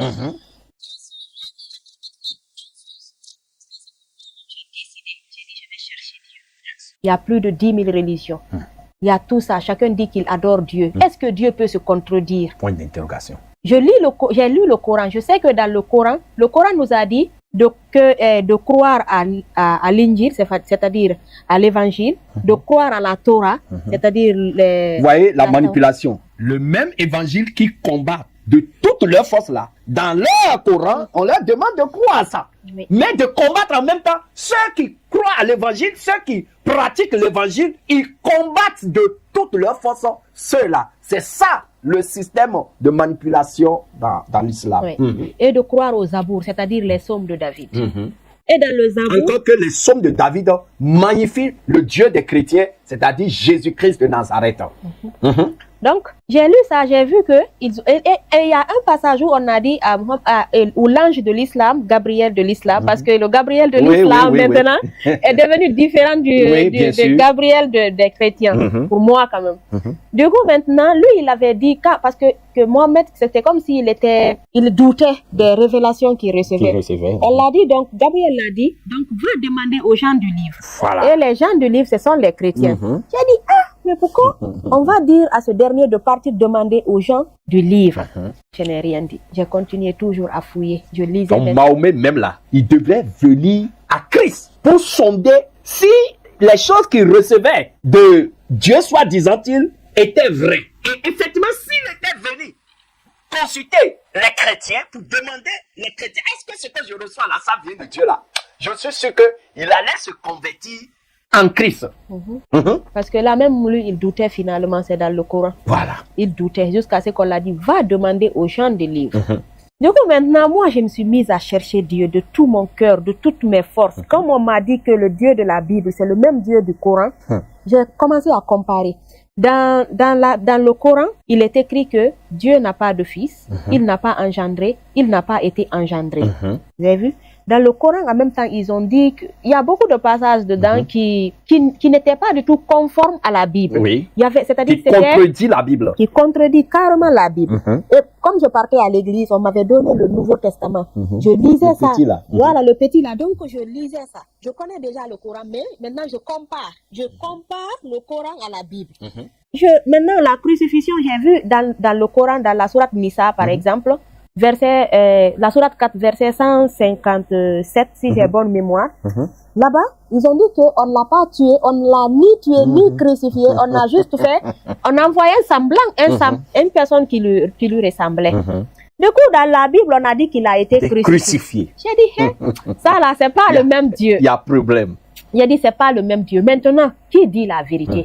Voilà. Qui dit la vérité? Où est la vérité? Très bien. J'ai dit, d'accord. Est-ce que la vérité se trouve dans la Bible? Est-ce que la vérité ou bien la vérité se trouve dans le Coran? De toutes les façons, les deux ne peuvent jamais être la vérité. C'est impossible. Oui, ça. Il ne peut pas y avoir deux vérités. C'est impossible. Soit le Coran est la vérité, ou soit la Bible est la vérité. Oui. Donc là, maintenant, je me suis mise à la tâche. Je ne parlais plus d'Allah, je ne parlais plus de... Tu as mis les deux côtés. J'ai mis tout de côté. Voilà. Maintenant, moi, je suis pour devenir neutre, pour chercher la vérité de façon neutre. De façon neutre. Très bien. Là, maintenant, moi, je me suis focalisée sur le Dieu d'Abraham, le Dieu d'Isaac. Au moins, tu sais que ça existe. Ça existe. Et maintenant, où est-ce qu'il se trouve des deux côtés là? Il se trouve où? Très bien. Et je sais que toutes les religions reconnaissent que le Dieu d'Abraham, le Dieu d'Isaac, le Dieu de Jacob, c'est lui qui a créé la terre et les cieux. Donc moi, maintenant, tu veux le connaître maintenant. Je veux connaître ce Dieu. Yes. J'ai la Bible, j'ai le Coran. J'ai un gros Coran comme ça. Maintenant, ça m'a coûté beaucoup de jours. Je cherchais, je priais, je pleurais. J'implorais. Oh Seigneur Jésus. Oui. Les nuits, je me lève. Les nuits, je me lève, je dis Dieu. Je veux vraiment te connaître. Suivez bien. Si les 1 milliard, près de 2 milliards de musulmans sur la terre font exactement ce que notre sœur a fait, je suis sûr qu'il ne restera plus un seul musulman sur la terre. Continue. Oui. Là maintenant, je suis devenue neutre parce que moi, je voulais connaître vraiment qui est mon Dieu. Je disais, je pleurais, je demandais, je disais, Dieu, toi qui as créé la terre et les cieux, toi qui m'as créé, toi le Dieu d'Abraham, le Dieu d'Isaac, le Dieu de Jacob, révèle-toi à moi. Révèle-toi à moi. Moi, je m'en fous de religion, christianisme et islam ou bien bouddhisme. Je mets tout ça de côté. Ça, c'est peut-être affaire des hommes. Mais toi, Dieu, je sais que tu existes, tu es réel. Mais forcément, tu te trouves quelque part. Je veux que tu te révèles à moi. Il a commencé par faire cette prière. Oui, j'ai dit, peu importe où tu es, yes. Je te jure, je vais te suivre. Yes. Peu importe, même si le monde entier m'abandonne, je vais te suivre. Révèle-toi seulement à moi, montre-moi seulement. Tu es décidé? Oui, je suis décidé. À voir ce Dieu, là où il se trouve. Oui, j'étais vraiment décidé. J'ai fait cette prière, je continuais à prier. Je marchais maintenant avec les 2 livres. Les 2 livres là étaient devenus maintenant mon porte-bagages. J'avais plus d'autres bagages. Je vais te croiser pour dire, bon, jette l'autre livre, je suis dans ça là. Là, tu sais que c'est là tu vas garder. Très bien. Donc, je partais à la maison avec, je rentrais avec. Jusqu'à un jour. Dieu, il est merci. Alléluia. Un jour. Oui. Je me suis couchée. J'étais tellement fatiguée. Mais ce jour-là, j'ai pleuré vraiment. J'ai pleuré, j'ai demandé cette nuit. J'ai dit, Dieu, je te jure, si tu te révèles à moi, je te promets, peu importe, même si la terre entière va m'abandonner, je te suivrai. Yes, alléluia. Ce jour-là, je me suis couchée. Quand je me suis couchée, j'ai vu un homme qui est habillé en tout noir, de la tête jusqu'aux pieds, avec une grosse barbe. Il détenait un gros livre, comme mon Coran. Il est venu, il m'a tendu le Coran. Il a disparu. Il est parti. Il est parti. Habillé en noir. Et il te tend le Coran. Il me tend le gros livre. Le gros Je livre. ne sais pas Est-ce que d'abord c'est si c'est le Coran? Coran ou pas. Tu ne sais pas si c'est le Coran ou pas, mais il t'a tendu Un un gros livre. Très bien. Il disparaît. Et il a disparu. Il y a un autre qui vient, habillé en tout blanc, Dans la même vision. dans la même nuit. Mhm. Lui aussi, il avait un petit livre, comme le Testament. Lui aussi, il prend ce livre, Ce livre. il me tend. Mhm. Je prends les deux livres. Lui aussi, Il mais a lui, disparu. vraiment, il était... Au fait, je ne sais même pas comment je vais décrire Oui. Il était en tout blanc, Mhm. rayonnant. Rayonnant, C'était- brillant, beau. Oui, c'était vraiment merveilleux. Mhm. Il me tend. Maintenant, j'ai les deux livres. Je ne Voilà. sais pas qu'est-ce que je vais faire avec. Il y a Et un les clos dans, deux- dans ta main Il y a un qui t'a été remis par un homme habillé en noir. Et voilà un autre livre qui t'a été remis par un homme habillé en blanc. Ouais. Voilà. Ce qui veut dire que il y a le noir, il y a le blanc. Oui. Mhm. La lumière et les ténèbres. Donc, j'avais les deux. Je ne savais pas qu'est-ce que je vais faire. Mhm. Du coup, maintenant, j'ai vu de l'eau. Mais je vous dis, l'eau était comme une mer. C'était trop. Je prends les deux livres, je les jette dedans. Mhm. Et Dans l'eau. moi aussi, je continue. Mhm. C'est comme si c'est la soif que j'ai là. Mhm. Je ne pouvais pas laisser. Je suis partie avec. Tu t'es plongé dans l'eau. Dans l'eau, j'ai récupéré encore les deux livres. Mhm. Je suis sortie. Quand je suis sortie, maintenant là, je tenais les deux livres, je partais comme ça. Mhm. Du coup, j'ai vu un homme arrêté. Cet homme, il rayonnait, j'ai pas vu son visage, hein. Mais la façon dont je l'ai vu, il était en blanc comme ça, arrêté avec un éclat. C'est-à-dire, ça m'a donné envie d'aller vers lui. Mhm. J'avais eu la soif, le désir de courir vers la personne. Mhm. Je détenais le gros livre, le petit livre. J'ai fait tomber le gros livre directement. Mhm.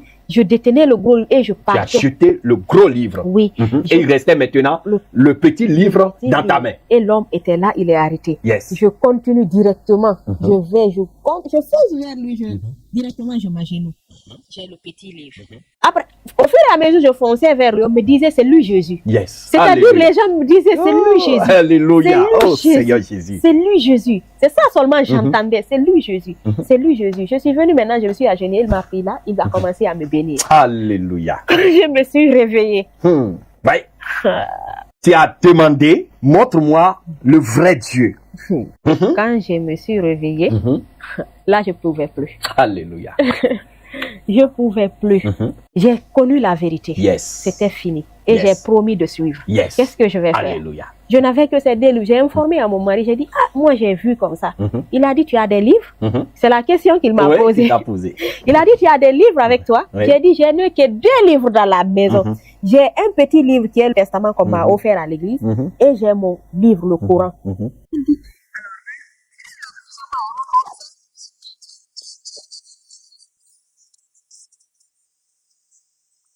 Donc là, j'étais confuse, j'étais perdue, au fait, ce n'est pas ce que je voulais, mais c'est ce Toi, que tu t'attendais à ce que Allah vienne te voir dans ta vision pour dire, voilà, il faut garder le gros livre. Mais c'est un homme noir qui te remet ce gros livre.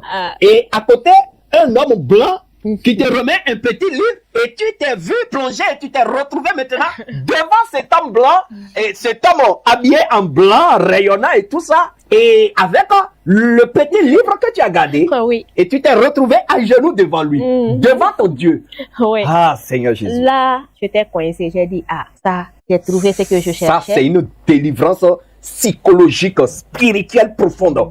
Oui. Là, maintenant, j'ai accepté directement. Mais tu as été découragé que ça ne soit pas. Oui, Allah. quand même, j'étais affectée. À cause de tout l'amour, toute l'affection, la révérence que tu donnais à Allah. Mais c'est le contraire qui s'est produit. Oui, j'étais déçue quand même. J'étais vraiment déçue. J'étais affectée. Il faut C'est que comme une partie de ta vie qui s'écroule Oui. devant la vérité. devant la vérité. Là, je vous dis, je suis tombée malade. J'ai maigri. Oui. Tout le monde me demandait, il y a quoi? Tu as quel problème? Oui. On me demandait que j'ai quel problème? Je comprenais rien. Et je devais accepter ce que je Le mur du mensonge religieux s'est écroulé Ouais, devant toi. devant moi. Tout est. C'est-à-dire, c'est comme si j'ai vu le ciel tomber, quoi. J'étais perdue. Je me demandais si c'est moi. Si c'est moi. Donc, je devais accepter le Seigneur Jésus. Je l'ai accepté là maintenant de tout mon cœur. Je l'ai accepté maintenant de tout mon cœur. Bien que les gens, personne ne savait, je me cachais. Je pars à l'église, je me cache. Je Maintenant, prie. là, dès lors, tu ne lis plus le Coran. Non, hier, j'ai laissé le Coran. Ouais. J'ai laissé la prière. J'ai laissé Allah. Ça a été aussi très facile de... Parce que j'étais trop affectée de tout ce que j'ai vu, j'étais affectée. Du coup, j'ai commencé à être avec Dieu, avec prier un Jésus. cœur, à prier le Seigneur Jésus. J'étais maintenant vraiment très attachée. Je partais à l'église. Les dimanches, je dansais maintenant. Voilà. Mais le début là, j'étais... Tu étais un peu timide. J'étais réservé. Voilà. Je dansais doucement. Oui. Parce que imaginez, tu es un peu...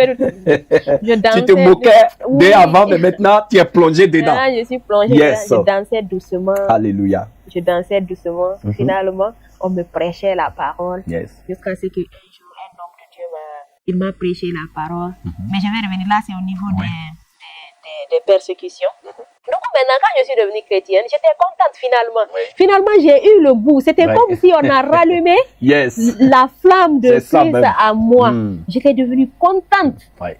Sauf que il fut un temps, je partais à l'église, je mettais des mèches, je portais des pantalons, je portais comme je Tout voulais. ce que tu voulais. Tout ce que je voulais. Or, avant, quand tu allais à la mosquée, tu t'habillais décemment, tu te couvrais et tout. À la mosquée, j'avais le niqab.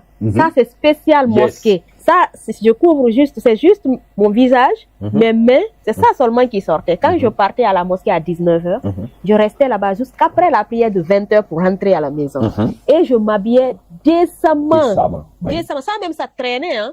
Ça traîne. Le boubou, il est aussi grand qu'il Oui. traîne. Oui. Et à la mosquée, tout le monde s'habille comme ça. Même si tu es qui, même si tu es la femme du président, même si tu es la femme de l'imam, tu ne vas pas rentrer avec les mèches. À moins que tu les vois, on ne voit pas. Tu ne vas pas rentrer avec le pantalon. Écoutez bien, hein, ça c'est mosquée. Oui. Comment à la mosquée c'est exigeant et exigé que tu dois Te couvrir. t'habiller décemment. Tu dois être couvert. Mais tout ça pour adorer Allah à la mosquée. Suivez bien les chrétiens. Donc, peu importe qui tu es, le rang que tu occupes, ça, déjà c'est dans la tête, c'est devenu maintenant inné, Oui, c'est un caractère devenu inné. un mode de vie. C'est devenu un Voilà. mode de vie. Oui. Du coup, moi, je partais maintenant à l'église. Je vois, je suis habillée n'importe comment. Je vois que les gens sont habillés n'importe comment. Il y a des mèches. C'est décalé comme on veut. J'ai dit, mais attends, un jour maintenant, j'ai acheté des mèches qui venaient jusqu'au genou.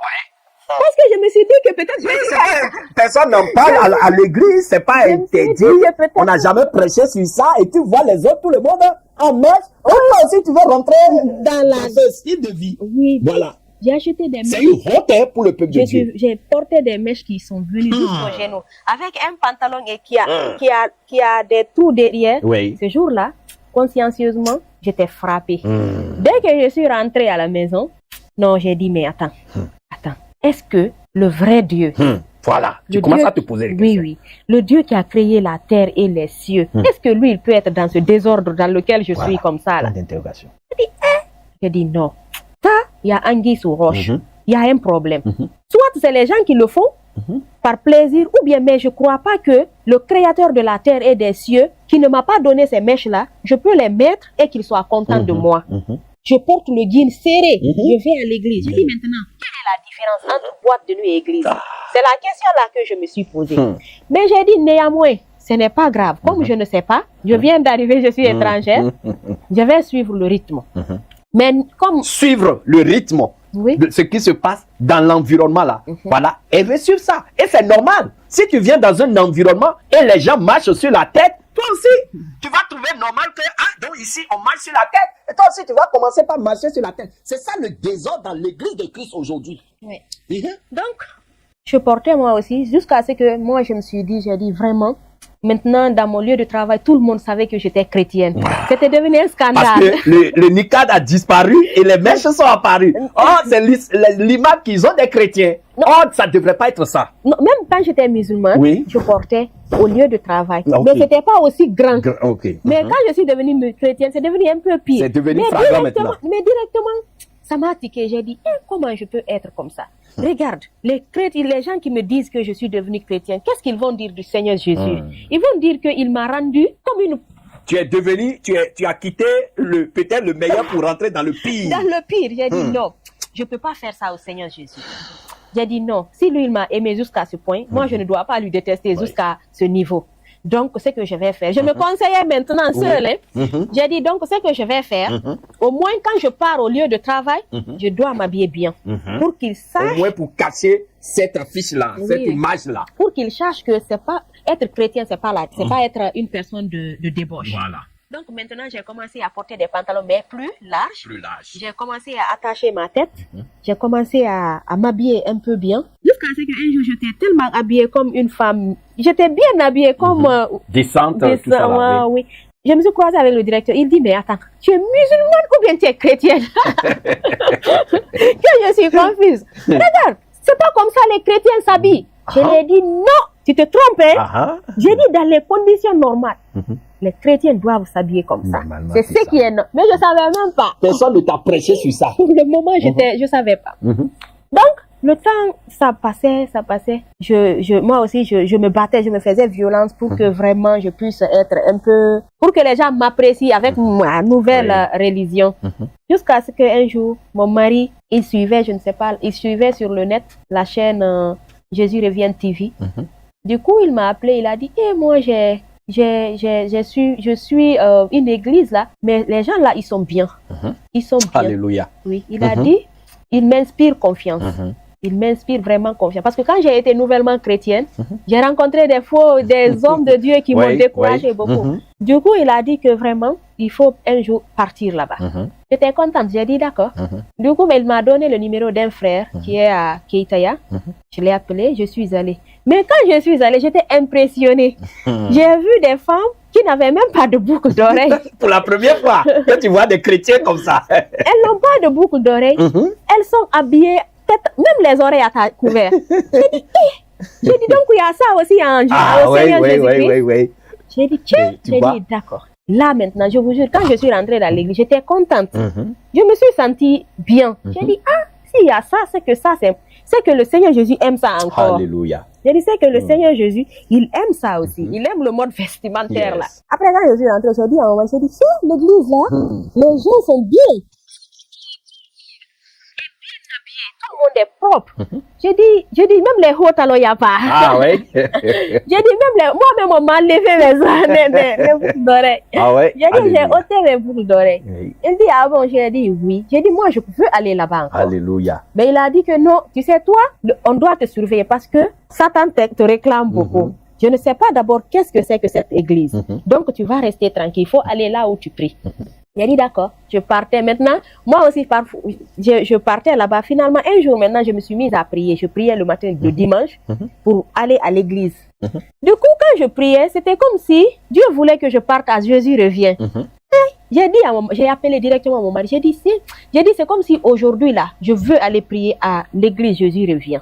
Il me dit que non, tu ne vas pas aller. J'ai dit d'accord, je n'ai pas forcé la situation. J'ai dit Seigneur, si c'est ta volonté que je parte prier dans cette église comme je l'ai reçue, touche mon cœur, touche le cœur de mon mari. Je vous jure, c'est lui qui m'a appelé. Je suis sortie de mon vin. Il m'a dit non, va là-bas. Ah ouais. Va à l'église Jésus revient. Il dit non, va à l'église Jésus revient comme tu le désires.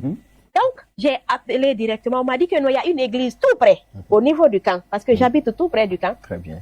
Je pars maintenant au camp. Satan me conduit même comme mon mari l'avait prédit. Dans une église, je pars trouver encore la même mamaya. Les mèches, ça danse, les pantalons. J'ai dit non, ça peut pas être ici. C'est pas Jésus revient ça. J'ai dit non, ça peut pas être ici. Après, j'ai dit à mon mari, j'ai appelé mon mari, j'ai dit je suis venue ici.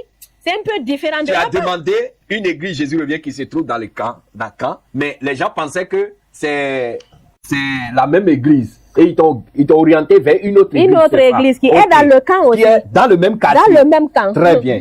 Vous voyez? Du coup, maintenant, je viens. Mais j'ai dit non, moi, je ne rentre pas ici. Je me suis arrêtée à la porte. J'ai demandé à l'homme j'ai dit, attends, s'il vous plaît, monsieur, c'est l'unique église qui se trouve dans ce camp. Il m'a dit que non, qu'il y a une autre là-bas. Maintenant, je viens, je rentre, je vois au milieu. Alléluia. Ce jour-là, quand je suis rentrée, on a prié, j'ai même témoigné, c'était là. L'apôtre Abraham. Oui, c'est lui qui prêchait ce jour. Je témoignais même de la joie que j'avais en venant dans l'église. Alléluia. Donc maintenant, je luttais avec mon mari. Il voulait que je reste là-bas, mais moi aussi, je voulais rester. Je faisais de la navette. Je partais là-bas, je partais. Finalement, l'apôtre Joseph, il est très, très bien. Il m'a vraiment beaucoup équipé avec la parole de Dieu. Oui, il m'a beaucoup équipé avec la parole jusqu'à ce que vraiment mon cœur était devenu stable. J'ai dit à mon mari, vraiment, si nous voulons le salut, qu'on cherche. C'est vrai qu'il y a beaucoup d'appelés, mais il y a peu d'églises. Yes. Donc vraiment, moi je veux rester stable dans cette église. Alléluia. Rester stable dans la vérité, dans la sainteté. Oui, je l'ai dit, je veux rester stable. Après maintenant, l'apôtre m'a enseigné la saine doctrine. C'est là-bas que j'ai su un peu faire un calais. Je ne porte pas beaucoup d'heures. J'ai vu tout ça maintenant, c'était devenu clair. J'étais contente vraiment qu'on m'a baptisée, parce que j'étais baptisée au nom du Père, du Fils et du Saint-Esprit. Dans une autre église avant. Dans une autre église avant. Après maintenant, on m'a baptisée au nom de Jésus-Christ de Nazareth. J'étais vraiment contente. J'étais très très contente. Je suis devenue stable. Quand mon mari est revenu aussi, lui aussi priait à l'église, je dis reviens. Alléluia. On est devenu stable. Alléluia. Mais c'est Dieu même qui a touché mon mari. Yes. Parce que lui, il était musulman. J'ai dit, Dieu, Seigneur, ne me laisse pas seul dans ce combat. Très bien. Touche quelqu'un, touche mon mari. Yes. Finalement, il est devenu plus chrétien que moi. Que toi. Alléluia. Finalement, il est devenu plus chrétien que moi. Je ne comprenais plus rien. J'ai dit, bon Dieu. Alléluia. Donc, c'était vraiment merveilleux jusque-là. Oui. Et aujourd'hui, tu es devenu vraiment disciple de Jésus, engagé dans la sanctification, dans la sainte doctrine, et tu te prépares activement pour le retour de Jésus-Christ de Nazareth. Oui. Alléluia. Et si tu as un message à envoyer, adressé aux femmes musulmanes, femmes, que ce soit en Guinée ou partout dans le monde entier, qui suivent cette vidéo, ou bien qui vont tomber sur cette vidéo et qui sont aussi dans la confusion. Je t'avoue, je te dis, il y a beaucoup de femmes musulmanes qui suivent même la chaîne Jésus Revient TV, mais en cachette. Elles ont peur de leur mari. Parce que si mon mari découvre que je suis quelque chose de chrétien là, c'est grave pour moi. Alléluia. Tu as un message à adresser à toutes les femmes musulmanes qui vont tomber sur cette vidéo et qui sont dans la confusion et qui ne savent pas vraiment où se trouve la vérité et qui ont tous les problèmes et qui ne savent pas où aller trouver la solution. Un message à leur endroit. Quand vous avez avancé cette question tout à l'heure, j'ai tenté d'évangéliser une femme musulmane là où j'habitais. Parce que là, les persécutions, je n'ai pas parlé des persécutions, peut-être une autre fois ou bien maintenant même. Du coup, je l'ai parlé du Seigneur Jésus. C'est une femme qui était stérile. Elle n'a pas fait d'enfant. Quand je l'ai prêché le Seigneur, elle était contente au fond d'elle. Elle a voulu, quand je l'ai dit tout ce que le Seigneur Jésus a fait pour moi, elle était dépassée de joie. Elle voulait partir. Tu as commencé par parler de Jésus autour de toi. Partout où je partais, finalement, maintenant, je parlais du Seigneur Jésus. Je ne parvenais pas à me retenir. Au lieu de travail, les chefs là, chacun me tire de son côté. Si on veut se moquer de moi, on dit tout de Jésus. Aïssa, tout de Jésus. Yes. J'ai dit, c'est moi. On commence à parler parce que là, maintenant, je connaissais un peu la parole. Je les évangélisais. Je disais, vous-même cherchez Dieu. Vous allez découvrir la vérité. Alléluia. Parce que vous êtes dans la Tu parles maintenant de Jésus avec assurance. Avec assurance. Avec assurance, je leur disais, il y avait un qui me disait, mais attends, toi, qui nous prêchais Allah ici, si l'heure de la prière arrive, tu es la première à te lever pour prier, comment toi tu peux nous prêcher le Seigneur Jésus-Christ? Parce que tu as croisé Jésus. Tu as prié Allah pendant toute ta vie sans jamais le croiser, mais tu as demandé maintenant et Jésus s'est présenté à toi. Donc tu parles de Dieu que tu connais désormais. Je dis, le Seigneur Jésus que j'ai rencontré là, c'est lui la vérité.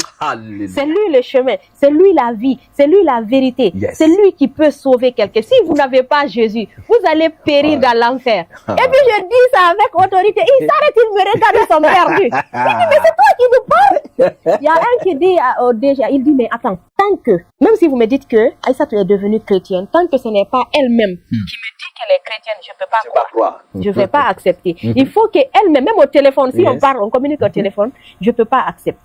Donc je prêchais maintenant le Seigneur Jésus. Je pars partout, dans les bureaux. Je dis, repentez-vous, le Seigneur Jésus, il existe. C'est lui qui est le véritable Dieu. Alléluia. Allah que nous adorons, c'est un serpent noir. Et puis je dis, c'est un gros serpent noir qui est à la Kaaba. Ils me disent que je suis devenue folle. Que non, non, elle est devenue folle. Yes. Que parce qu'il y a deux types de fous. Il y a des fous, ils s'habillent très bien, ils se promènent. Par contre, il y a d'autres filles où ils enlèvent les habits. Oui. J'ai dit, je ne suis pas folle. Ce que je suis en train de vous dire là, Et rien. mourrez seulement, vous allez voir. Oh Seigneur. Maintenant, la femme là, je l'ai prêché l'évangile. Elle était contente. Je lui ai dit, tu vois le Seigneur Jésus, il va te révéler pourquoi tu es stérile. Il va te révéler beaucoup de choses dans ta vie et il va te donner un enfant. Elle a dit, ah bon? J'ai dit, oui, il faut seulement le suivre. Mais l'erreur que la femme a commise, elle a expliqué à son mari. Oh, son mari C'est l'a fini. dit jamais. C'est fini. Elle a expliqué directement. Son mari a dit non, ne pars pas à l'église. C'est comme ça, elle a lâché prise, elle ne partait pas. Elle n'est plus allée. Sinon, j'ai parlé de Jésus, j'ai envoyé beaucoup de personnes, beaucoup de musulmans Oh. à l'église. Alléluia. Beaucoup de musulmans étaient partis, mais l'église là où j'étais était envahie de musulmans. Finalement, le pasteur me dit, mais attends, toi maintenant tu viens envoyer la mosquée dans mon église. Alléluia. J'ai dit, c'est ça la vérité. Oui, c'est ça. la Oh, vérité. Seigneur Jésus. Il faut que les gens viennent. Je vous dis, Alléluia. mais tu vas voir, ils sont là. Quand tu appelles les musulmans, ils sont là, ils sont réticents, ils ont peur. Tu sens la peur Oui, oui. en eux. Tu sens la Oui. peur. C'est comme si quelqu'un a peur de quitter. Oui, Là où ils ont peur des représailles, Oui. de tout ce que la famille va soulever contre eux comme persécution, torture, tout ça là. voici, Oh, ils Seigneur sont Jésus. là, ils ont peur. Qu'est-ce qui va se passer? Mais moi, ce que je vais dire aux femmes musulmanes, c'est de chercher eux-mêmes Dieu. Alléluia. C'est-à-dire, n'accepte pas que quelqu'un même t'impose quelque chose. Toi-même, lève-toi et cherche Dieu. Parce que après la mort, c'est fini. C'est fini. Tu peux plus C'est revenir pour Si c'est chercher Dieu. après ta mort que tu vas aller découvrir la vérité là, c'est grave. C'est grave. C'est très dangereux. Très dangereux. Il faut tout faire pour connaître la vérité de ton vivant. Pourquoi le Coran demande de suivre les gens du livre, d'aller demander aux gens du livre, mais toi tu vas dire, mais les gens du livre là, les chrétiens là, leur Dieu là c'est qui, c'est comment? Il faut chercher cette vérité de ton vivant. Si c'est après ta mort que tu vas aller découvrir cette vérité, c'est grave, c'est dangereux. Mais d'une part, papa, je les comprends. Il y a des passages coraniques qui interdisent Oui. de demander trop, Ah. de chercher trop. De ne pas chercher trop la de ne vérité. pas chercher trop. Que parce qu'il y a eu des gens avant qui ont demandé et qui ont reçu la sanction de Allah. Non. Vous avez vu, c'est ce qui... Vous voyez, dans l'islam, vous voyez, donc demander trop et chercher à connaître la vérité, ça devient un problème. Alors que chez nous, là, dans la parole de Dieu nous demande même de sonder les esprits pour voir s'ils sont de la vérité. C'est ça le Dieu des chrétiens demande, sonder tout esprit. Si Mahomet aussi avait sondé l'ange qui s'est présenté devant lui pour dire qu'il est Gabriel là, s'il avait sondé pour savoir si c'est réellement un ange de Dieu là, on ne serait pas là. Alléluia. Mais malheureusement, c'est interdit, c'est presque interdit dans l'islam de chercher la vérité, de poser des questions. Tu vas lire le Coran, même tu ne comprends rien, mais on t'interdit encore de demander ce que tu n'as pas compris. Vous voyez que c'est une religion de confusion. C'est comme une prison psychologique religieuse. L'islam, mais Jésus-Christ vous aime. Jésus vous tend la main. Alléluia. Ce que je vais leur dire vraiment, c'est de chercher eux-mêmes la vérité. Alléluia. Eux-mêmes. Toi-même, tu te lèves, tu cherches Dieu. Et quand tu cherches Dieu, tu vas le trouver. Yes. Tu vas le trouver. Si tu cherches réellement avec un cœur sincère, tu vas trouver Dieu. Alléluia. Donc, elles doivent se lever, chercher Dieu de tout leur cœur. Prier, demander à Dieu de se révéler à eux. Alléluia. De se révéler à eux. Parce que vous savez, le mensonge, à force d'être répété, ça finit par devenir une vérité. Oui, oui. À chaque fois que tu reçois le mensonge, finalement, ça va devenir une vérité que tu ne peux pas nier. Donc, vraiment, je vous invite au Seigneur. Parce Alléluia. que c'est lui le chemin de la vie. Et depuis que tu es venu en Christ, et la réaction de ta famille, et les représailles, les persécutions, comment tu as géré tout ça? Parce que je sais que ça ne manque pas. C'est comme tu as touché quelque chose qu'on ne doit jamais toucher. Oui, c'était pas facile. D'ailleurs, moi, je dirais que les persécutions ont commencé avant même que ma famille ne sache que je suis chrétienne. Je ne sais pas par quel miracle. Avant qu'ils ne sachent que je suis chrétienne, les persécutions ont commencé chez moi et chez mon mari. On enregistrait des échecs répétés. On enregistrait des choses qui n'étaient pas du... C'est-à-dire, toi-même, tu sens que ça, ce n'est pas normal. Toi-même, tu sens que ça, ce n'est pas normal. C'était très compliqué. Mais, c'est qu'on dit, ils nous feront la guerre. Mais ils ne nous vaincront Mais ils ne jamais. nous vaincront jamais. C'est pourquoi je n'ai peur de rien. Alléluia. Je n'ai peur de rien. Alléluia. Je n'ai peur de rien. Ils me Alléluia. feront la guerre, mais ils ne me Ils ne te vaincront vaincront jamais. Aujourd'hui, toi et ton mari, vous êtes tous engagés dans la voie chrétienne, dans la saine doctrine. Oui. Alléluia. On est tous dans la saine doctrine. Vraiment, je suis très contente. Seulement, il y a des persécutions qui sont toujours là. Et ça aussi, le Seigneur nous dit de ne pas nous inquiéter. Yes. Lui, il est au contrôle de toutes choses. Yes. Il est au contrôle. Il nous révèle certaines choses cachées. Parce que je me souviens quand j'étais nouvellement chrétienne, quand le pasteur il a prêché sur la révélation dans Jérémie, il avait dit que invoque-moi, je te répondrai, je te montrerai des choses cachées que tu ne connaissais pas. À ce moment, j'étais nouvelle. Du coup, là, un jour, j'étais dans ma chambre, je priais. J'ai dit, Seigneur, moi, on m'a dit que tu réponds quand on demande et tu révèles les choses qui sont cachées. Donc, révèle-moi ce que je ne sais pas. C'est comme ça, le Seigneur, je me suis levée dans ma même chambre. Il m'a conduit vers un coin de la chambre. Je vois un tissu rouge. Je tire le tissu, il ne sortait pas. Je viens au niveau de mon buffet. Je fais sortir. Je trouve des coris, des talismans attachés. Donc là, à chaque fois maintenant, je ramassais des talismans dans la maison, n'importe comment. Donc, il m'a révélé tout cela. Il est un Dieu de révélation. Oui. Il est un Dieu de révélation. Les délivrances aussi, vraiment, ça n'a pas été facile. Hein, parce que je me souviens, ma première délivrance, c'était avec Papa Raphaël. Je lui remercie infiniment. C'était un serviteur de Dieu qui m'a beaucoup soutenu. J'ai fait le jeûne sec de 3 jours. Le 3e jour, ma délivrance, elle a duré de 9h à 0h. Oui. Coriace. Allah a dit jamais, je ne vais pas quitter. Je suis sa fille. Voilà. J'ai dit non, non. Moi, je pars. Ça, c'est la réalité de tous les cas de musulmans qui sont devenus chrétiens. D'abord, quand tu confesses un Dieu, l'esprit là descend en toi. Donc, tous les musulmans ont d'abord l'esprit de Allah en eux. Et malheureusement, c'est pas le vrai Dieu. Donc, quand un musulman quitte l'islam pour venir en Christ là, il doit forcément passer par la délivrance. Malheureusement, il y a beaucoup d'églises qui ne croient pas à la délivrance. C'est ça vraiment, c'est ça qui est vraiment dommage. Beaucoup d'églises qui ne font pas la délivrance de ceux qui ont quitté l'islam pour venir à Jésus-Christ. Ils pensent que non, on confesse seulement Jésus-Christ, c'est fini. Non, l'esprit est là. Tous ceux qui ont été à la mosquée, ils ont reçu l'esprit de Allah. Et on a eu tellement de cas ici. On a eu trop de cas ici. La plupart des musulmans qui viennent, c'est quand on commence à prier pour leur délivrance, le premier esprit qui se manifeste, c'est l'esprit de Allah, l'esprit de l'islam. Et c'est un esprit féroce. Pas la gentillesse. Et pas la grâce de Dieu. Le Seigneur l'anéantit et le met hors d'état de nuit. Alléluia. Et ta délivrance, oui. Oui, donc là, c'était très chaud. Quand l'homme de Dieu a fini la prière, j'ai pris pitié de lui. Oui. Parce que c'était comme un combat qui a commencé de 9h jusqu'à 0h, c'est pas facile, oui. C'est un combat, c'est un combat féroce parce que l'esprit que tu as adoré depuis ta naissance, même avant même ta naissance, on commençait déjà par faire des rituels et islamiques sur le ventre de ta mère au moment où tu es dans le ventre. Quand tu nais, on fait la présentation qu'on fait dans l'islam, là, c'est un rituel où on invoque des versets coraniques dans les esprits, dans les oreilles de l'enfant pour faire entrer l'esprit de Allah en lui, pour qu'il appartienne à Allah depuis sa naissance jusqu'à la fin de ses jours. Donc, du jour au lendemain, celui-là va croiser Jésus et l'esprit va partir facilement. Non, c'est un combat féroce. Mais comme Jésus-Christ est Dieu, il anéantit toujours. Alléluia. Oui. Donc, c'était très difficile. La délivrance n'a pas été facile. Oui. Il y avait eu des combats. Oui. Il y a eu des persécutions. Il y a eu des révélations aussi que j'ai. Parce que quand j'étais toute petite, est-ce que j'étais même pas née, ma maman m'avait raconté une histoire que mon papa était venu de l'extérieur. Il a mis le feu sur un arbre qui était au village. Un arbre qui datait des années. Donc, l'arbre était hanté. Donc, quand il a mis le feu dans l'arbre, tout le monde a dit, mais qui a fait ça? L'esprit qui était dans l'arbre était remonté contre mon papa. Donc, il y a eu toutes ces révélations qui étaient sorties à l'église. Donc, le Seigneur Jésus-Christ, c'est un Dieu de révélation. C'est un Dieu de révélation. Il nous a révélé toutes ces choses, on a brisé tout.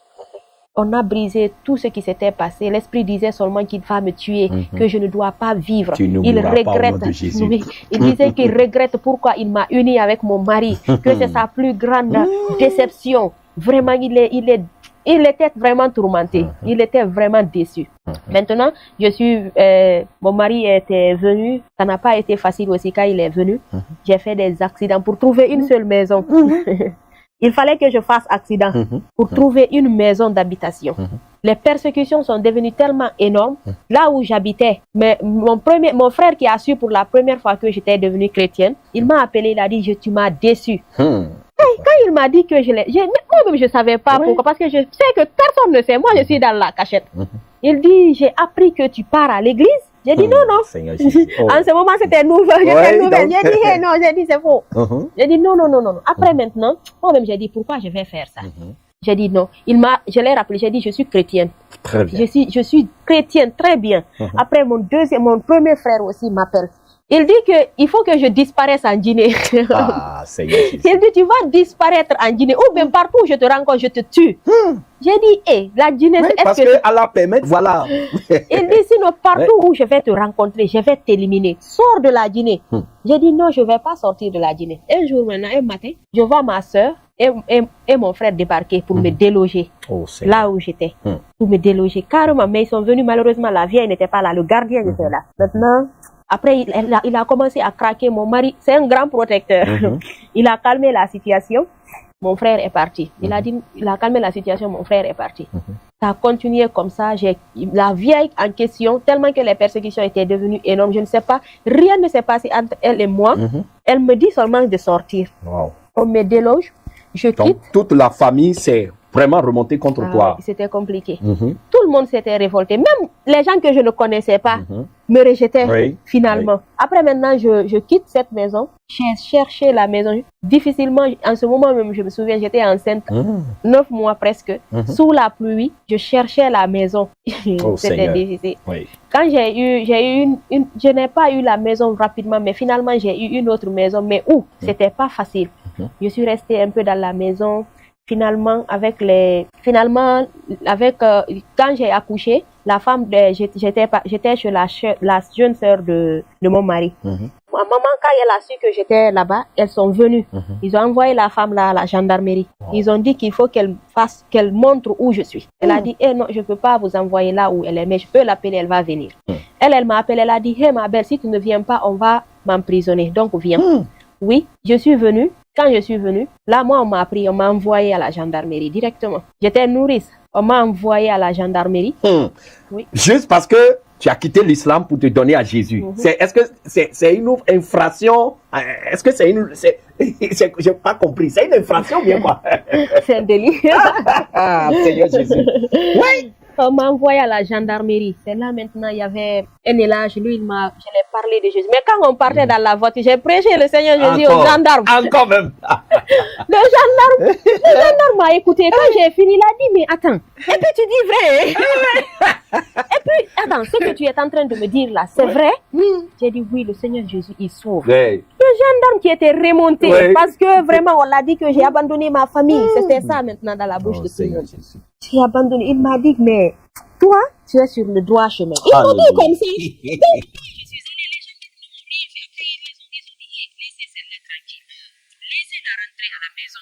Après, maintenant, mes frères, ils ont commencé à négocier. Ils ont dit, maintenant, on va négocier. Donc, je vais te ramener à la maison. Tu vas me montrer chez toi. J'ai dit, non, je ne te montre pas chez moi. Mais lui, ce jour-là, je ne l'ai pas montré. Mais finalement, comme on m'appelait, j'ai pensé que les liens étaient revenus, ils étaient devenus gentils. Mais Dieu, c'était pour me tromper. Voilà. J'appelle maintenant ma soeur, j'étais contente, ma famille est revenue, j'étais vraiment dans la joie. Et ma soeur est venue jusqu'à chez moi. Ce jour-là, quand elle est venue chez moi, on a chahuté, ma maman aussi est venue, sa fille est venue.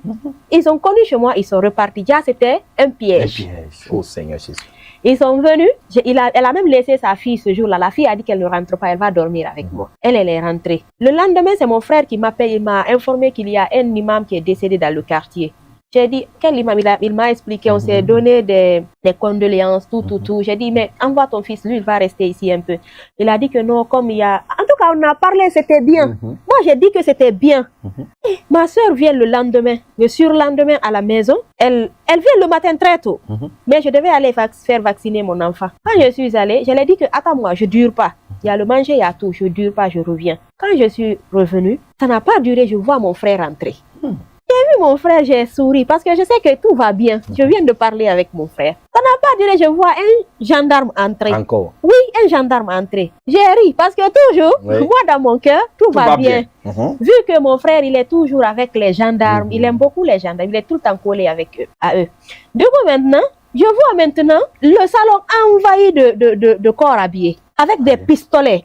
Wow. Oui, avec des pistolets. On me brutalisait maintenant. On me disait, quand tu vas faire ce que tu vas, on va partir. Un pick-up plein de gendarmes, de policiers habillés, cagoulés, n'importe comment. J'ai dit, mais attends, j'ai tué quelqu'un. Ils m'ont dit, non, allons. Mon frère a dit, comme toi, tu ne veux pas qu'on te respecte, on va t'humilier.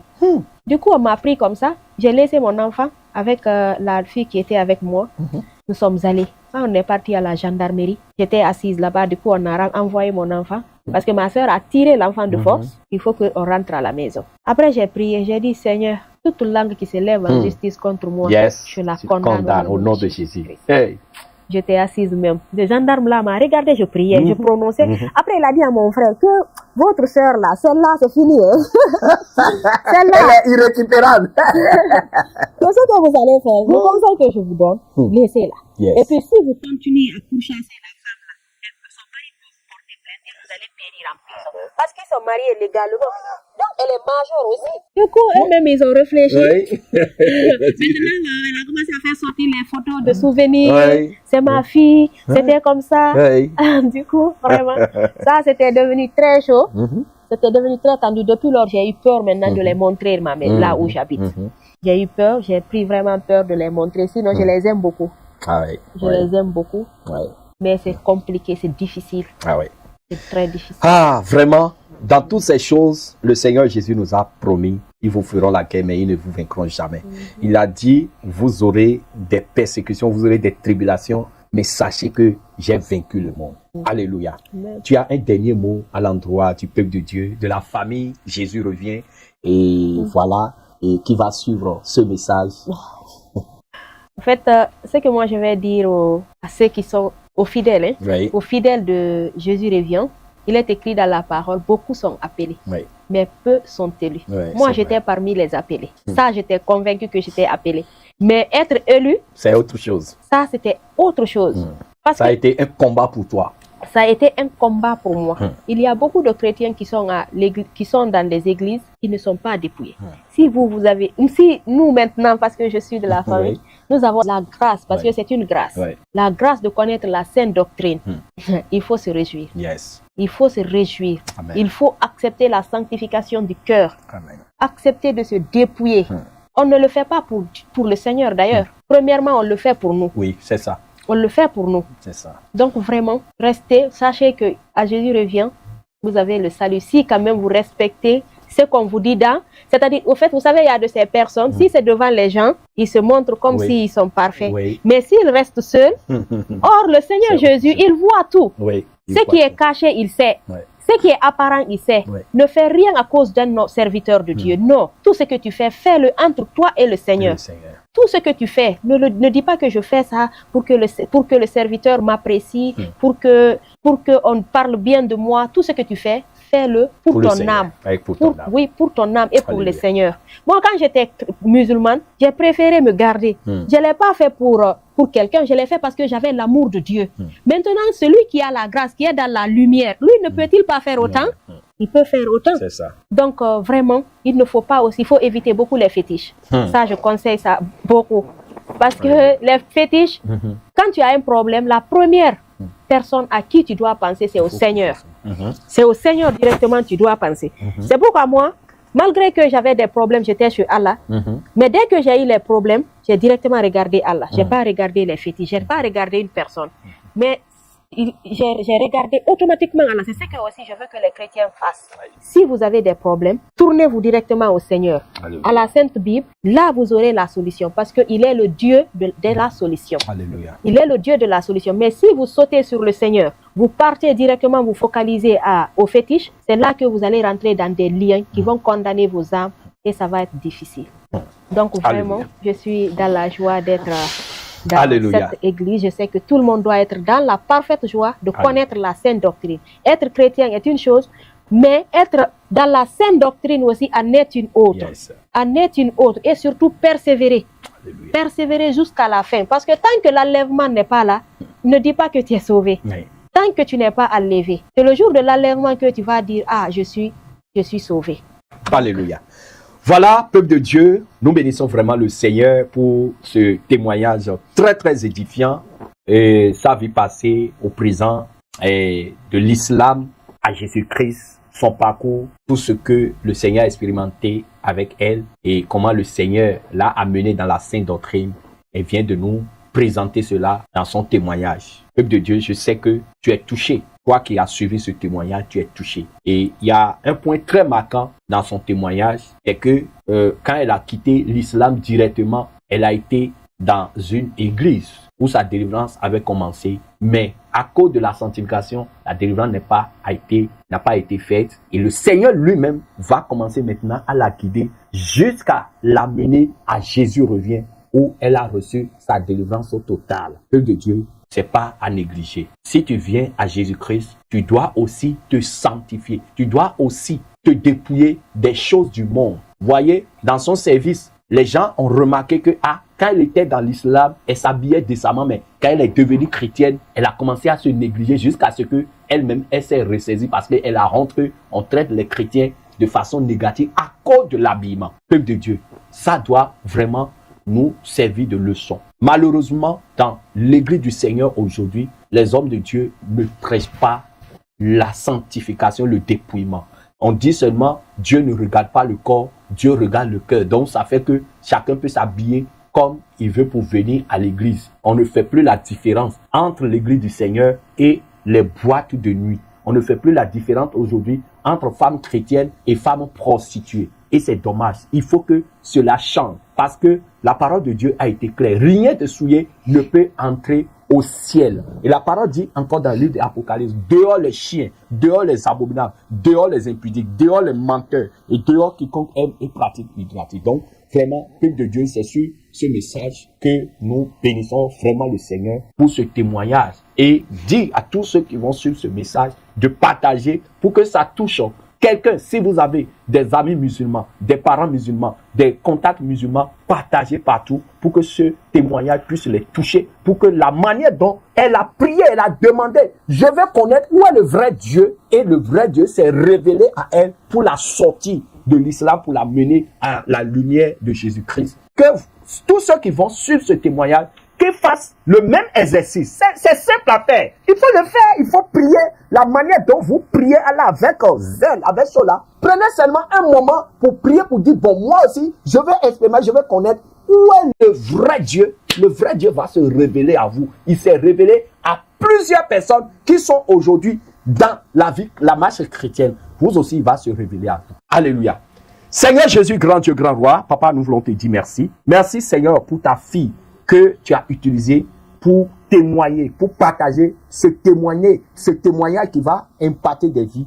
Seigneur Jésus, bénis-la. Seigneur, protège-la. Toute représailles de l'ennemi contre sa vie, toute flèche que l'ennemi va lancer contre elle à cause de ce témoignage, je déclare que tous ces flèches soient anéantis, neutralisés au nom de Jésus-Christ de Nazareth. Seigneur, que ton sang la protège comme tu l'as toujours protégée. Protège son foyer, protège son mari, protège ses enfants. Seigneur Jésus, et tous ceux qui vont sur le témoignage, Seigneur, visite-les dans leur maison. Visite-les dans leur maison, dans leur lieu de travail. Seigneur Jésus, tous ceux qui sont malades et qui vont suivre ce témoignage, Papa, je te prie que ta main de guérison les localise et les guérisse, Seigneur. Papa, nous voulons te dire merci et nous te consacrons à nouveau ce témoignage. Nous scellons tout par ton sang. Au nom puissant de Jésus-Christ de Nazareth, nous avons prié. Amen. C'était votre bien-aimé, l'évangéliste Jean Gracier, sur la chaîne Jésus revient TV, la chaîne qui sonne la trompette de repentance au monde entier. Shalom, je vous aime.